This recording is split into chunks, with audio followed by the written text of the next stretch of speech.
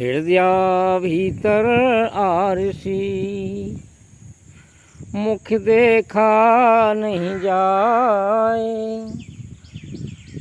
मुख तो तब वहीं देखिए जब दिल की दुविधा जाए। आरसी कहते हैं शीशे को, दर्पण को। एक दर्पण तो बाहर का दर्पण, बाहर का चेहरा देखने के लिए होता है।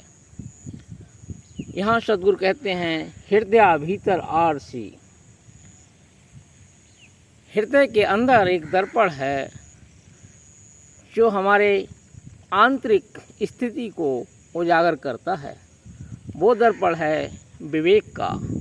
जब विवेक जगता है तो फिर अंदर की स्थिति का भान होता है।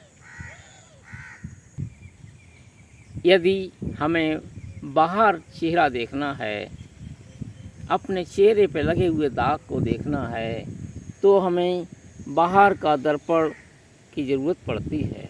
लेकिन अपने अंदर, अपनी आंतरिक स्थिति को, अपने मन के अंदर लगे दागों को अगर देखना है तो उसके लिए विवेक रूपी दर्पण चाहिए, जो हमारी आंतरिक स्थितियों को, आंतरिक स्थिति को, हमारी कमियों को दिखाता है। तो साहब कहते हैं हृदय भीतर आरसी, मुख देखा नहीं जाए। मुख तो तब ही देखिए जब दिल की दुविधा जाए। दुविधा क्या है? दो विधाएं।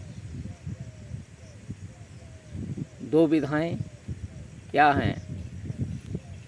अरे ऐसा हो या ना हो, ऐसा करूं या ना करूं। काम करने के पहले ही दुविधा हो जाती है, कहीं व्यापार में घाटा ना हो जाए, कहीं नौकरी छूट ना जाए, कहीं एक्सीडेंट ना हो जाए, कहीं बच्चा फेल ना हो जाए, कहीं कोई गड़बड़ ना हो जाए। तो साहब कहते हैं मुख तो तभी देखिए जब दिल की दुविधा जाए। जब दिल से दुविधा निकल जाएगी तब ही अपने अंदर का मुख, अंदर का स्वरूप, अपनी अंदर की स्थिति पता चलेगी।